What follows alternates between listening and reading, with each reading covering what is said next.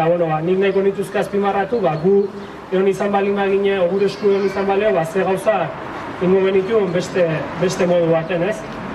Eta hor, adibidez, bai aipatu, etxe bizitza utxei indarren zehon zergak kendu zitzaiela, eta hemen Ormaiztegin agerikoa dela etxe bizitzakin daukagula arazoa. Uste dugu momentu honetan ez dela oso erreza alokairukin dagoen egoera herrin, ez? Eta nik uste dugu pixu utxek hor papel importante bat jokatzen duela.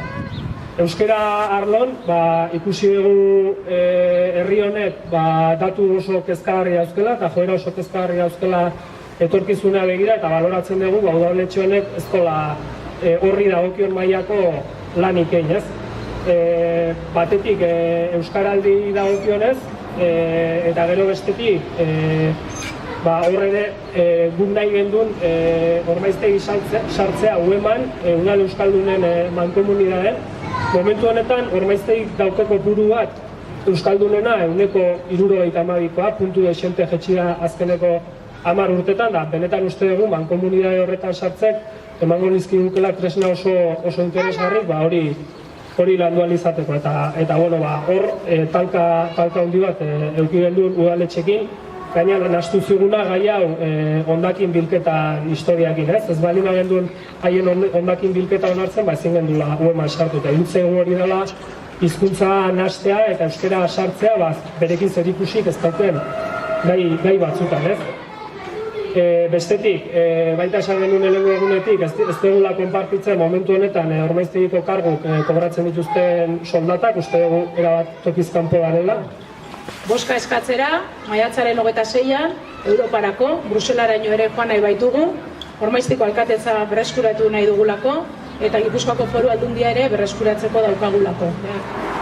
Bruselara ere joango gara, gainera RF-rekin akordio bat eginda eta talde bakarrean, eta uste dugu hor ere ordezkaritza importantea lortuko dugula, eta badakit Brusela zurrun geratzen zaigula, baina gero oso importantea izaten da bertan egiten den lana.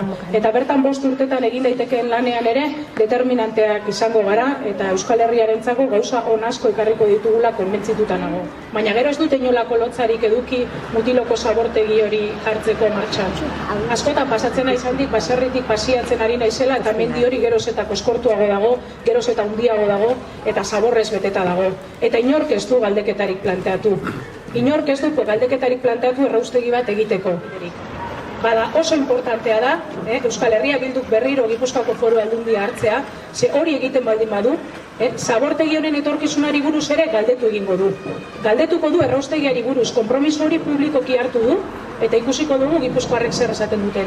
Eta Gipuzkoarrek esaten baldin badute erraustegi hori geratu egin behar dela, Euskal Herria Bilduk aurrekoan eutzi zion konpromisuari eutziz, erraustegia itxi egingo du eta geratu egingo du behin betiko. Eta gauza bera zabortegi honekin.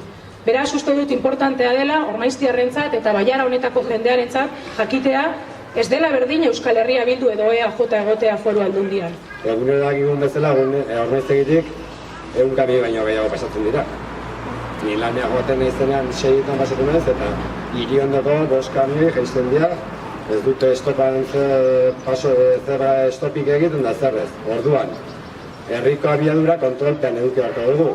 Azkenean herriko segurtasuna, umeak, zerrabideak ez dituzte iaia arrestatzen, esartzen behazen gata. Orduan, segurtasuna eta osasuna ez dira diruarekin ordaintzen daukagu. Antonene ataskalko dago.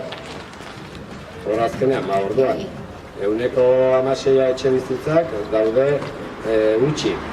Orduan, alokairua bultzatu beharko duke. Horretaz aparte, beste herriko udaletxeko lur urbanizablea begiratu hartzen dituzke. Azkeneko lehengintzaldi honetan, joratu dugun zerbitzu gaia nekazal edo ingurumenako izan da orduan.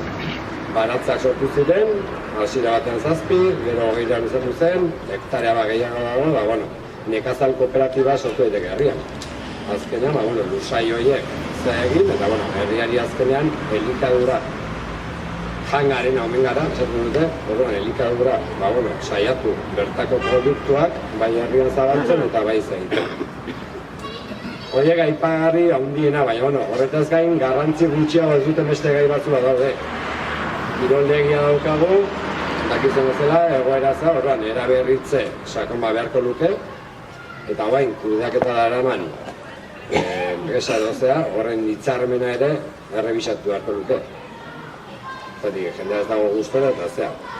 Esatetik argi kontsumoa gitxi. Egokitu eta goienean, energia berriztagarrietan, proiektu da sartu. Bide berdea ditugu, zaindu hain beharko ditugu. Bide bozkatzera. Hola, Arbaizti! Jarri,